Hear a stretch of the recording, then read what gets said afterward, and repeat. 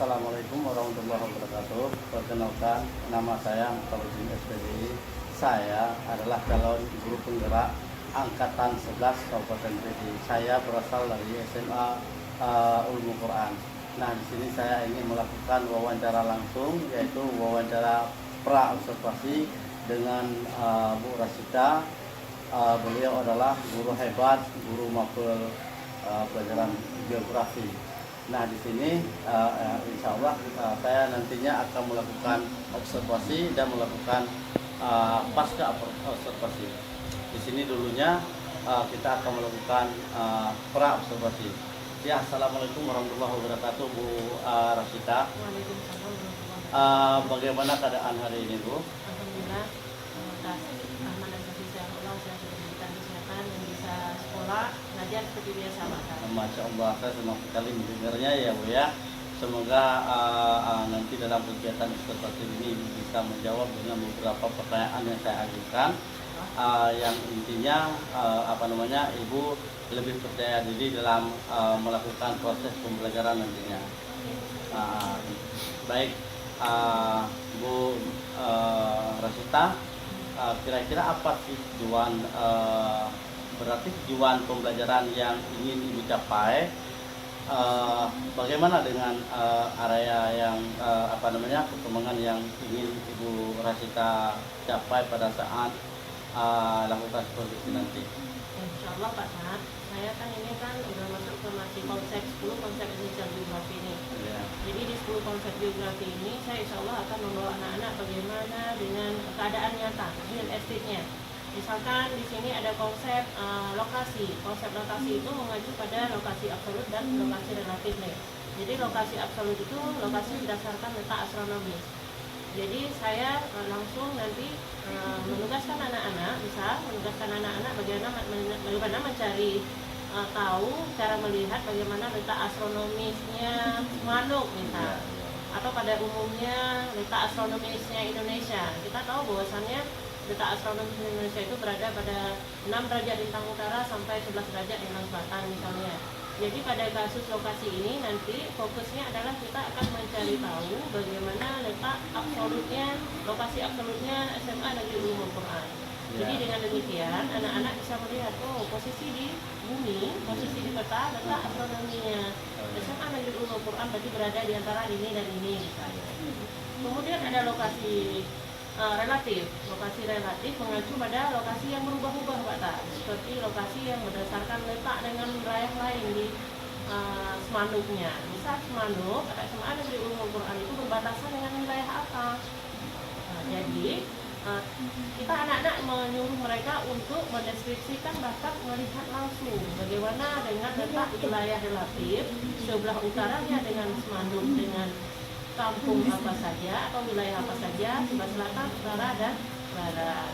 Jadi seperti itu, Pak. Iya, berarti Bu Rasita, bisa nggak saya melihat rencana pembelajaran yang Ibu buat untuk melakukan proses pembelajaran nanti di dalam Insya Allah bisa, kelas? Pak. Oh, berarti ini Bu ya yang telah Ibu kasih ke saya tadi ya. Di sini Bu, kira-kira model pembelajaran apa yang Ibu gunakan nantinya di dalam pembelajaran?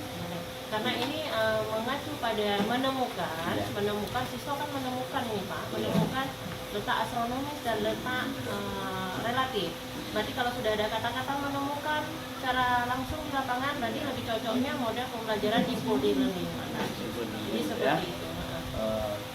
Baik Ibu, dengan RPP yang Ibu kasih ini kepada saya, di sini saya juga bisa melihat dan mengajukan pertanyaan bagaimana dengan media pembelajaran yang akan Ibu gunakan di dalam kelas nantinya. Jadi kan untuk yang konsep esensial geografi ini saya menggunakan media pembelajaran yang beragam nih, Pak. Yang pertama saya menggunakan media pembelajaran yang akurat seperti peta Indonesia atau peta Sumatera khususnya, karena kita berada di SMA Negeri Ulumul Quran itu berada di posisi di petanya itu berada di Kabupaten Pidi.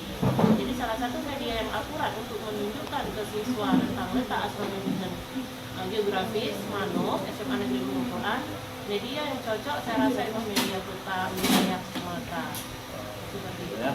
Kira-kira kapan Ibu rencananya mau melaksanakan pembelajaran itu?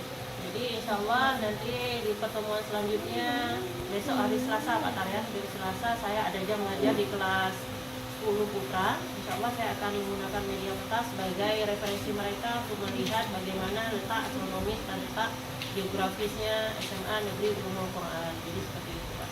Baik Bu Rasita, berarti nanti atau besok di hari Selasa saya akan datang lagi dan masuk ke dalam kelas untuk melakukan seperti setelah. Boleh, Pak. Saya juga akan melihat dan mencatat hal-hal apa saja yang terjadi di dalam kelas. Nah, nanti setelah kita melakukan supervisi kelas, kita juga akan mengadakan percakapan lebih lanjut mengenai supervisi yang telah kita lakukan, yaitu percakapan pasca operasi hari ini. Nanti kita juga akan didampingi oleh pengajar praktik saya, yaitu Ibu Rahmawati SPD. Ya. Sebelum kita mengakhiri percakapan pra-observasi ini Bu Rasita, ada satu lagi pertanyaan yang ingin saya tanyakan kepada Ibu. Apa yang Ibu dapatkan dari percakapan pra-observasi kita pada hari ini? Alhamdulillah saya bisa merefleksikan diri bahwasannya mengajar itu tidak hanya sebatas memberikan mentransfer ilmu pada siswa, tapi lebih kepada mengayomi, menasihati, dan memberikan contoh-contoh yang real di lapangan sesuai dengan materi pembelajaran yang saya ajarkan. Seperti itu Pak. Baik Ibu. Akhirnya kita sudah di penghujung percakapan pra-observasi Bu Rasita. Terima kasih atas waktu yang telah Ibu luangkan. Kita ketemu lagi nanti di kegiatan supervisi akademik dan percakapan pasca observasi itu ya. Baik Pak. Ya, terima kasih banyak Ibu Rasita. Mungkin hari ini sudah kita cukupkan saja untuk pasca observasinya. Mudah-mudahan kita besok bisa bertemu. Assalamualaikum warahmatullahi wabarakatuh. Waalaikumsalam warahmatullahi wabarakatuh.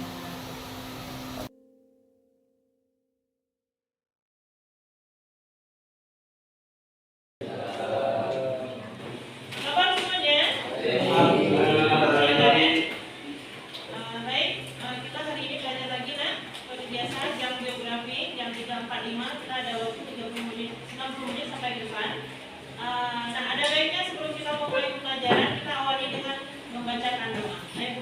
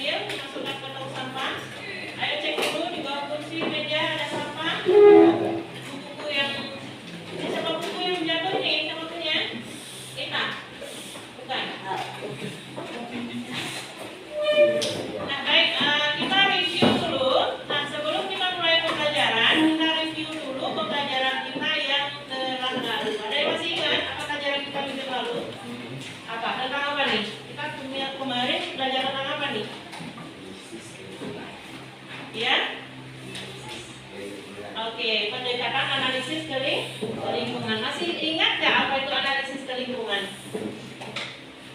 Apa itu analisis? Kan ada pendekatan analisis itu ada di 3. Yang pertama analisis pola keruangan. Apa kemarin yang kita bicarakan di pola keruangan? Tentang bahwasannya bentuk muka bumi itu memiliki corak atau relief yang berbeda-beda ya nak ya, sehingga akan mempengaruhi pola mata pencaharian, pola vegetasi apa kemarin? Tumbuhan. Masih ingat ya pas ibu cerita bahwasannya tumbuhan yang ada di daerah yang iklimnya tropis berbeda dengan yang iklimnya subtropis atau bahkan di iklim kutub.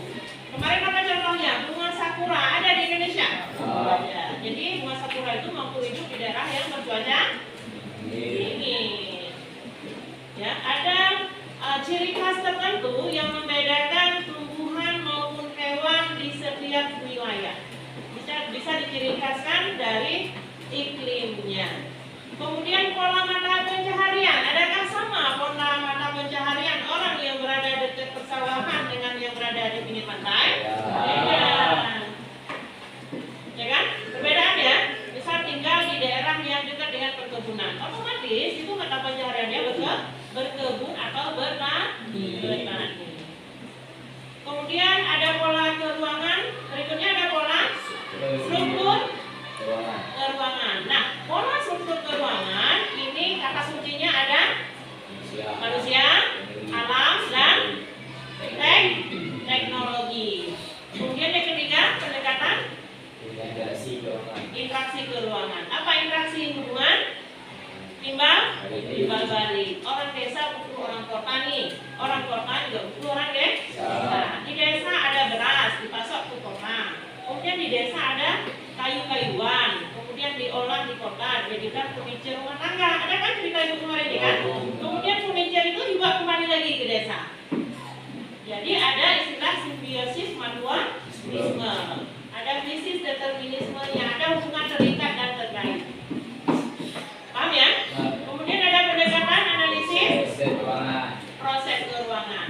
Ini mengacu pada yang tadinya alamnya itu kurang bermanfaat dijadikan lebih bermanfaat.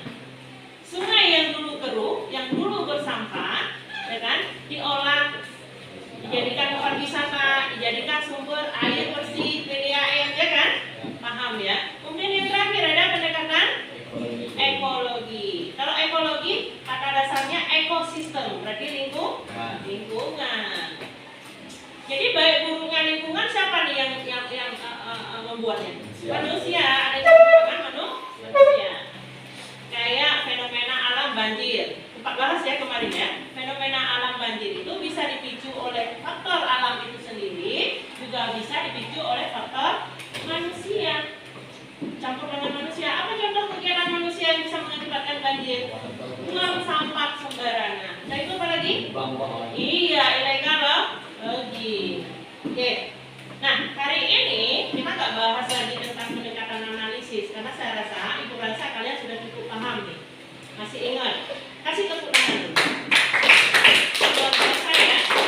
Oke, pada hari ini kita akan belajar tentang konsep 10 konsep esensial geografi. 10 konsep esensial geografi. Kita dari ulur dulu nah. Geografi, ilmu yang pelajari tentang alam atau geo dan grafi. Geo itu bumi, grafi ini tulisan atau gambaran.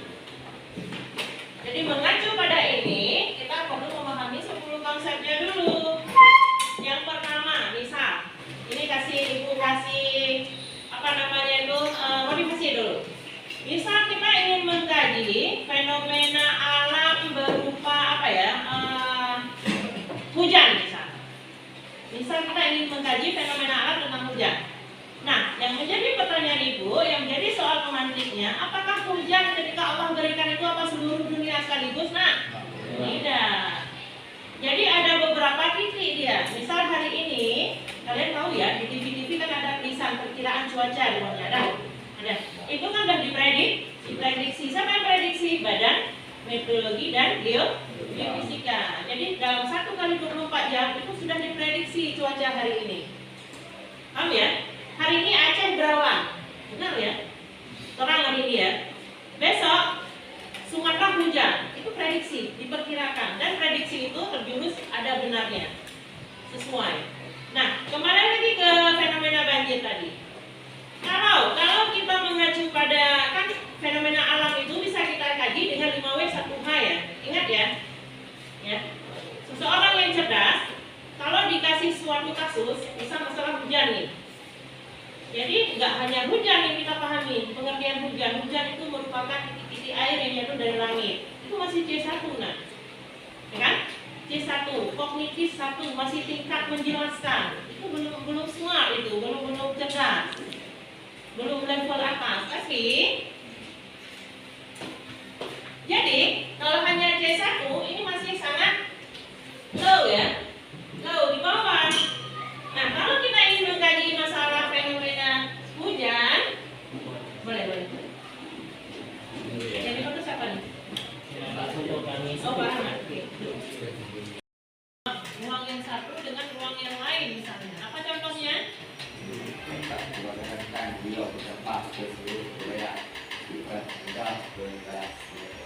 Oke. Jadi kita tahu bahwasannya Indonesia itu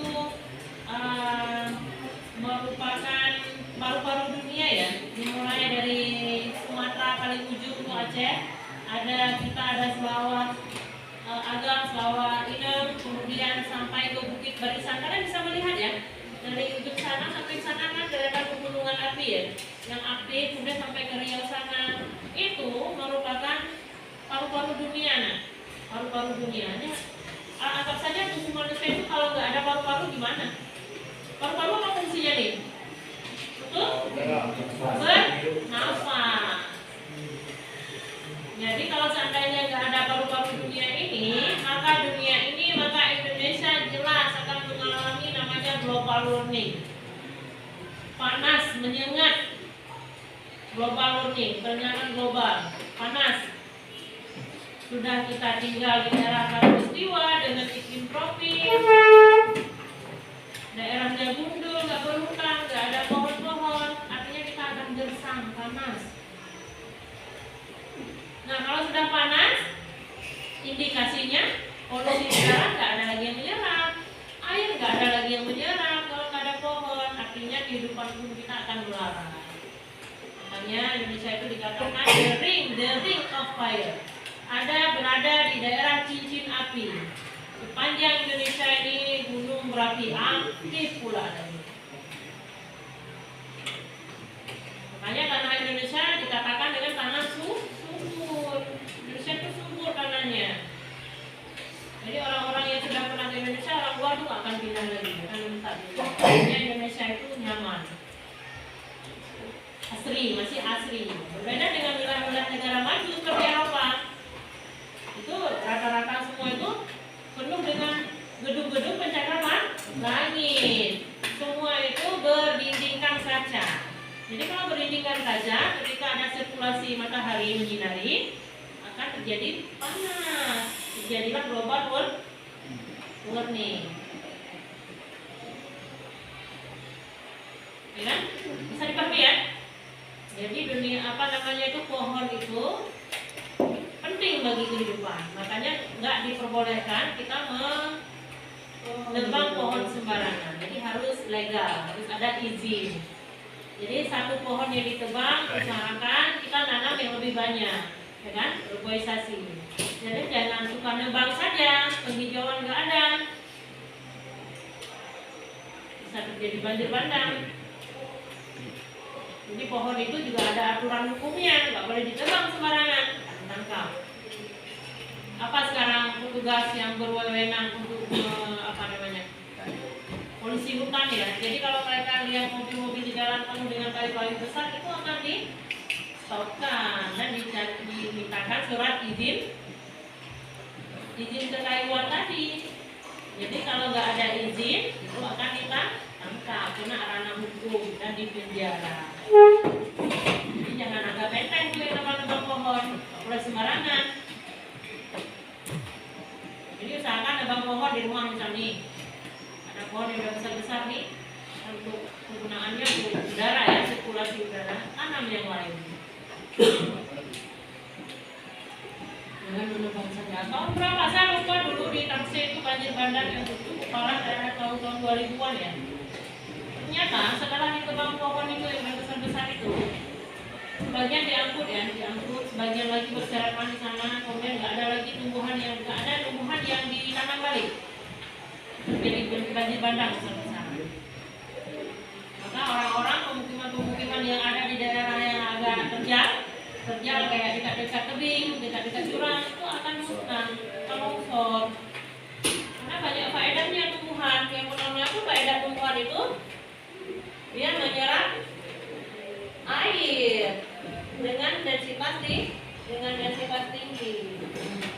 Jadi ketika hujan, sebagian lagi akan diserap akar, sebagian lagi akan kembali ke laut. Karena siklus hidrologi ini kan berulang-ulang ya. Tahu Basar.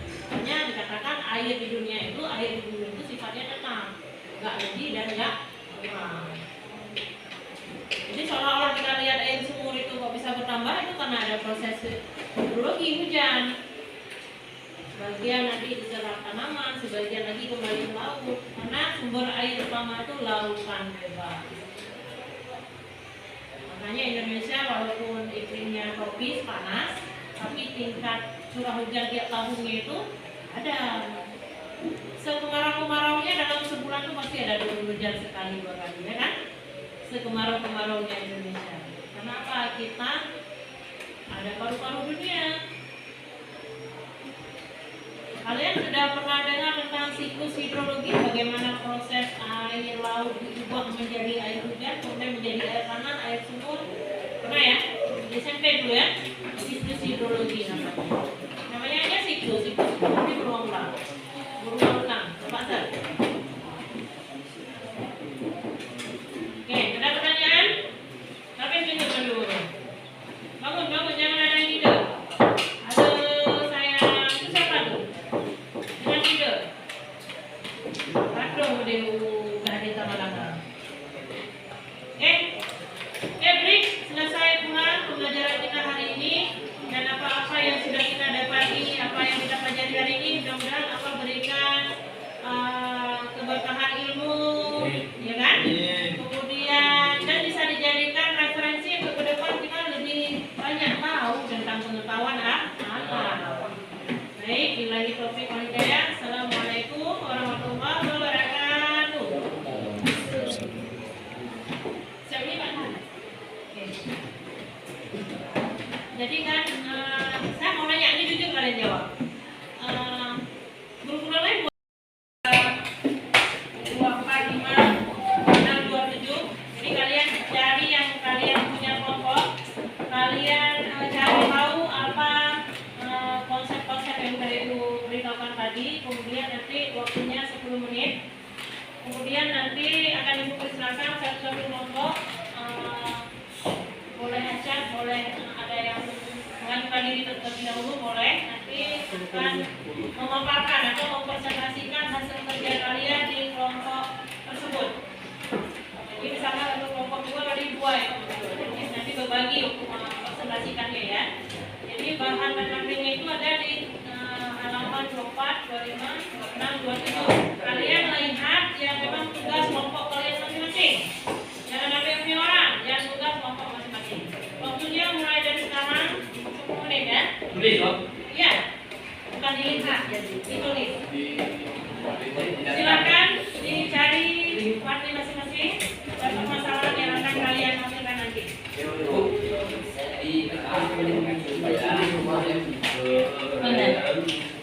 Bu, di lembar kita paling buku. Di lembar tempat saja, atau di buku juga boleh.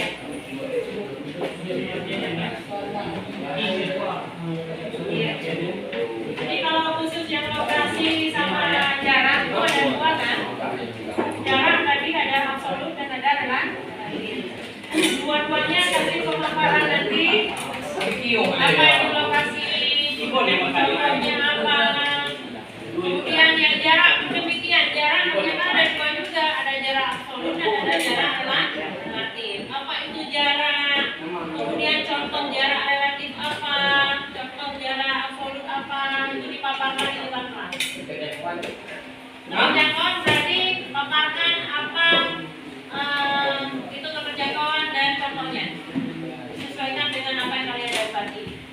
Waktunya 10 menit. 10 menit. Akan dikerjakan sesuai dengan kelompok masing-masing. Jadi semua bekerja tim, tak ada yang duduk-duduk manis nunggu kawan selesai buat.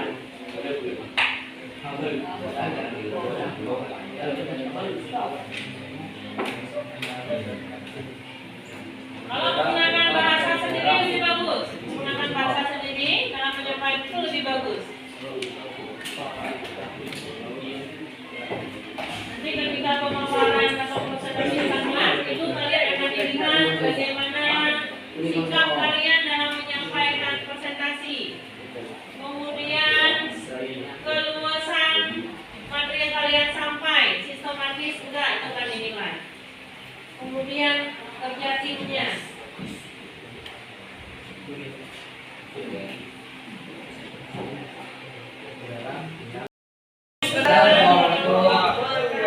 Kami dari kelompok 9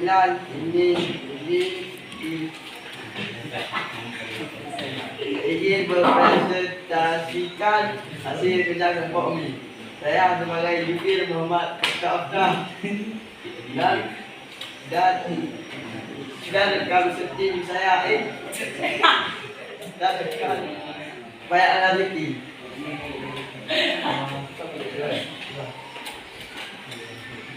Maksud dari konsep diferensiasi area adalah di setiap daerah memiliki keunikan atau karakteristik yang khas dari daerah tersebut. Seperti penduduk di daerah pantai umumnya berprofesi sebagai nelayan, dan penduduk di daerah pedesaan umumnya berprofesi sebagai petani.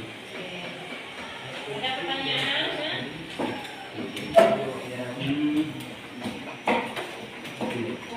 Ada yang mau ditanyakan? Sekilas tadi konsep apa tadi?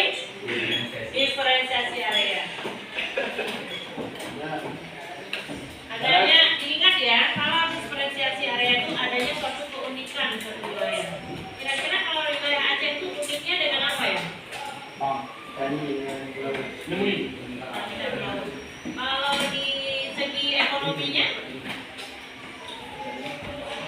kita punya ciri khas ya. Pilih apa ciri khasnya? Melinjo ya, kerupuk melinjo ya. Kalau kami madu dengan adek Kak Nah, itu nggak ada lain. Adek itu ciri khas. Gimana? Itu masuk ke pola diferensiasi area. Paham nggak karakteristik, ciri khas, keunikannya? Di setiap wilayah kan punya keunikan masing-masing ya. Kalau di Komodo dari mana nih? Itu ciri khasnya di bagian flora fauna. Itu Komodo ada wilayah lain? Ada di bisa? Jangan ada yang bukan Komodo ruang, kan? Berarti itu belum ciri khas. Kenapa? Komodo nggak ada di tempat kita, ya kan? Kemudian Aceh dengan bungong jumpanya ya. Bungong jumpa ada di daerah lain di Dapati? Nggak ada. Bungong selama, bungong jumpa. Itu ciri khas namanya. Ciri khas. Kalau ciri khas budaya, kita Aceh punya Sedati ya. Punya Rapai lagi. Apalagi yang ciri khas budaya dari Aceh? Saman. Apalagi? Rapai dabuhan. Oke. Ayo kasih kesimpulannya dong. Kesimpulannya adalah diferensiasi area.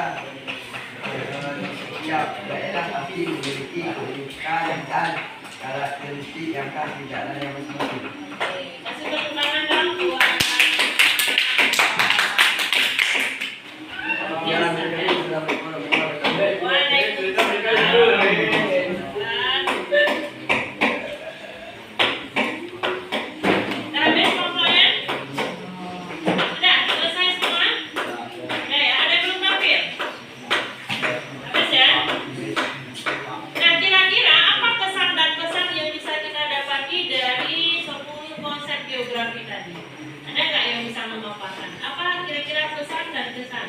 yang bisa kita dapati dari pembelajaran tadi.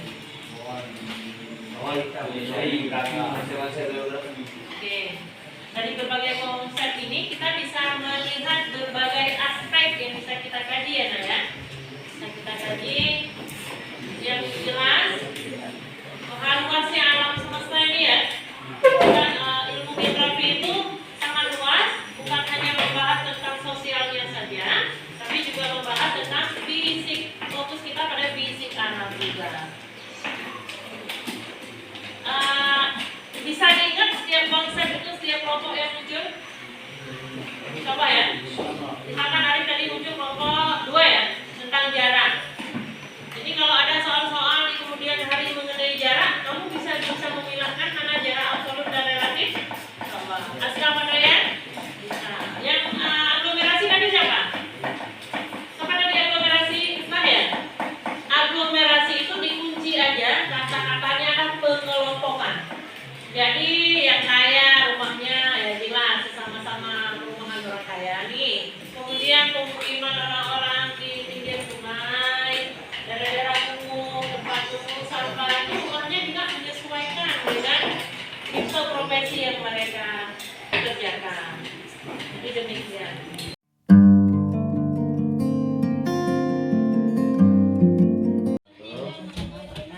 Alhamdulillah hari ini kita sudah bisa bertemu kembali Bu ya. Ini adalah menyangkut dengan pasca observasi yang kemarin pembelajaran yang Ibu Onaka sedang yang observasikan di hari apa ya? Hari Sabtu kemarin. Jadi insya Allah kita ini ada beberapa pertanyaan yang ingin saya ajukan Bu ya. Apakah itu sudah siap Bu? Yang pertama Bu, kira-kira apa sih tujuan yang Ibu inginkan Ibu harapkan supaya dapat menjadi sebuah percakapan kita pada pagi hari ini? Pembelajaran yang kemarin ya Pak ya? Iya. Baik, kemarin kebetulan saya ambil materi konsep 10 konsep esensial geografi. Jadi ada pun tujuan yang saya harapkan dari siswa setelah pembelajaran saya itu, ya kan? Jadi tujuannya adalah bagaimana mereka bisa atau mampu menganalisis, mengidentifikasi dengan berbagai model 10 konsep esensial geografi. Yang jelas di situ fokusnya bagaimana siswa bisa berpikir lebih kreatif, lebih tinggi, dan mengacu pada C4, C5, C6 gitu. Jadi kebetulan kemarin tentang konsep lokasi. Jadi siswa mampu setelah pembelajaran konsep lokasi itu, jadi siswa mampu memahami apa itu lokasi absolut dan apa itu lokasi relatif. Seperti itu. Baik. Jadi menurut Bu Rosita, setiap tahap yang memang Ibu rencanakan telah tercapai dengan baik.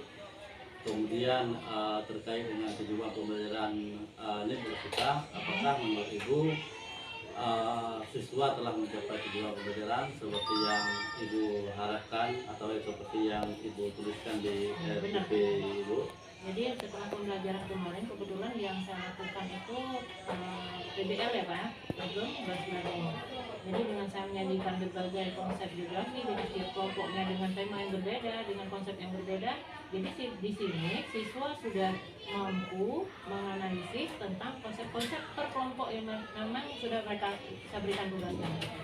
Mereka sudah mampu memahami, mengklasifikasi dan membedakan tiap konsep yang sudah saya berikan materinya. Seperti itu. Kira-kira Bu, adakah hal-hal yang Ibu rasa masih kurang yang kemudian perlu ditingkatkan kembali Bu? Ada. Kalau di setiap pembelajaran, apalagi kan setiap materi itu beda-beda nanti metode atau pendekatan yang digunakan. Jadi kemarin itu karena siswa problem based learning, artinya di situ kan ada masalah ya, ada masalah. Jadi tentu ada berbagai bukan kesalahan sih, tapi yang perlu dibenah kembali seperti dalam hal pemaparan, mempresentasikan. Mungkin karena mereka pun masih kelas 10, mungkin untuk mungkin sebelumnya masih kurang dalam tahapan diskusi kelompok, masih ada kekurangan. Seperti pas pemaparan itu anak-anak mungkin belum terlalu sistematis dalam penyampaian, jadi agak sedikit bercampur aduk antara konsep yang mereka papar itu bercampur aduk dan kurang sistematis gitu Pak. Jadi tapi nggak masalah sih, karena ke depan itulah tujuan kita. Kalau pertama, apalagi saya di bidang studi geografi baru ini kali ini tentang project based learning tentang konsep geografi, jadi saya merasa itu sudah 80% sudah puas saya, karena memang anak-anak kan tahap pembelajaran masih baru nih, jadi demikian Pak, ada masalah tapi nggak terlalu ini lah, masih bisa dilumrahin karena masih baru-baru ya kan. Baik Pak Kas, Berarti Bu, kalau untuk Ibu, kira-kira di mana kan yang informasi itu paling mungkin untuk Ibu dapatkan gitu? Di sini kita tahu Pak, kami mungkin bukan lagi rahasia umum ya, kita kan Dayak. Seharusnya kemarin di pembelajaran seperti itu mereka bisa menggali dari berbagai referensi, baik itu artikel, baik itu internet, karena mereka keterbatasannya di Dayak untuk menggunakan HP. Jadi fokusnya itu hanya ke sumber belajar itu saja. Jadi di situ terlihat bahwa anak-anak terkadang hanya semacam kayak mengcopy paste gitu. Jadi karena memang nggak ada upaya lain yang bisa mereka lakukan untuk menambah materi mereka atau sumber belajar mereka tuh di sini kelemahannya. Jadi kira-kira ada nggak langkah-langkah lain Bu yang ditempuh supaya si anak bisa belajar dengan baik? Banyak sih cara bisa kita tempuh, jadi bisa, apalagi mereka kan ada kunjungan nih setiap Kamis, Sabtu Minggu ya kan, jadi bisa dibuat semacam trik gitu, jadi pas datang orang tua kalau memang ada bahan seperti itu dicari tahu melalui sumber lain yang bisa dijadikan referensi, insya Allah bisa. Bisa Pak ya. Jadi kira-kira menurut Ibu kapan bisa dilaksanakan dalam pembelajaran itu? Kalau dalam pembelajaran saya sih, saya di sini ya sudah sedikit ya. Saya punya rencana nih ke depannya ya kan, ke depannya itu karena kita kan punya lab komputer, jadi sekali-kali bisa saya arahkan siswa ke lab.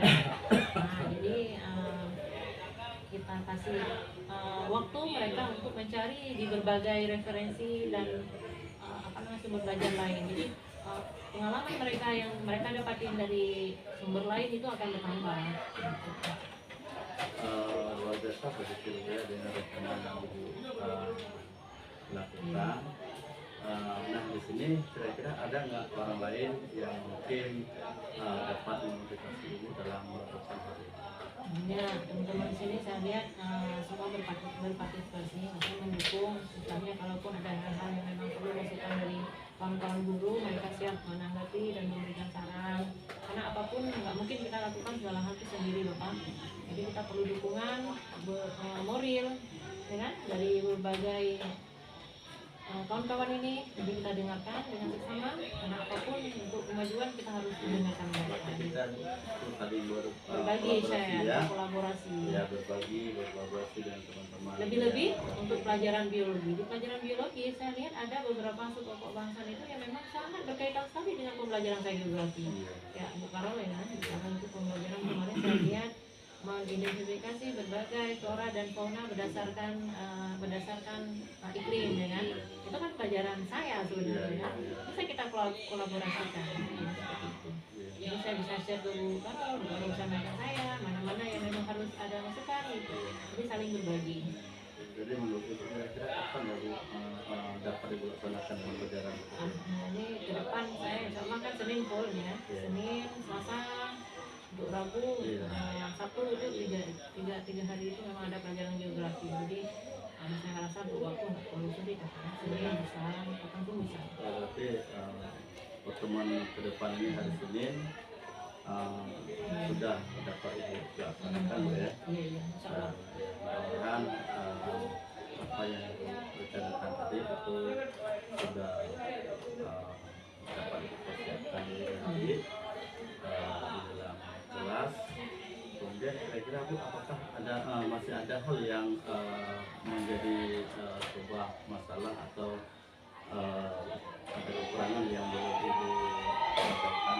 Kalau dari sisi peserta didik sih masih kita punya masalah ya, dengan berbagai karakter, dengan berbagai kemampuan yang menyerang materi. Jadi kita juga harus memperhatikan beberapa hal yang memang mendasar sekali.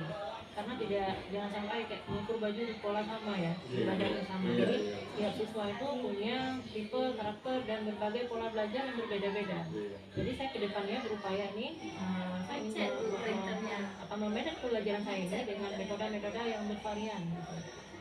Ya, pendekatan integrasi. Jadi anak-anak yang memang hanya mampu dia hanya menerjemahkan melalui visual, berarti dia lebih fokuskan ke tugas-tugas yang berbentuk visual. Kalau memang siswa yang mampu dia lebih ke materi secara langsung, jadi kita fokuskan ke situ. Jadi memang diperhatikan itu bagaimana karakter mereka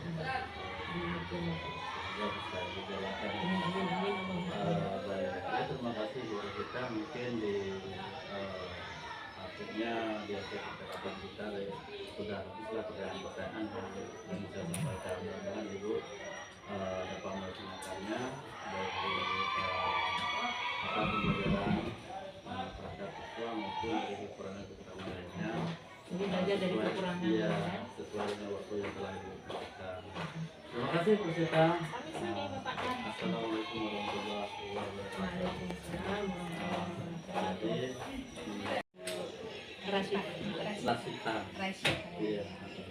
Pak Mentor tadi juga melaksanakan kegiatan pasca observasi yang luar biasa. Maksudnya di sini kan Kak Imo sudah melakukan percepatan siswa yang awal sampai jadi menanyakan apa yang sudah dilakukan di dalam kelas, kemudian juga apa yang perlu ditingkatkan, bagaimana cara meningkatkannya, kemudian kapan dilakukan, itu sudah mengacu pada alur percakapan pasca observasi, dan saya rasa sudah sangat baik ya. Dan dikembangkan lagi, dilakukan secara berulang, tidak hanya satu atau dua orang, jadi itu diaplikasikan dalam kehidupan Pak Muhtar nanti sebagai seorang guru, sehingga nanti bisa membantu teman-teman yang lain untuk menemukan tujuan atau ide dari pembelajaran mereka masing-masing. Terima kasih. Terima kasih Pak Muhtar. Terima kasih kembali kepada Bu Rama, juga terima kasih kembali kepada kita. Semoga percakapan kita hari ini bermanfaat kepada anak-anak kita di masa yang akan datang. Saya akhiri. Assalamualaikum warahmatullahi wabarakatuh. Waalaikumsalam.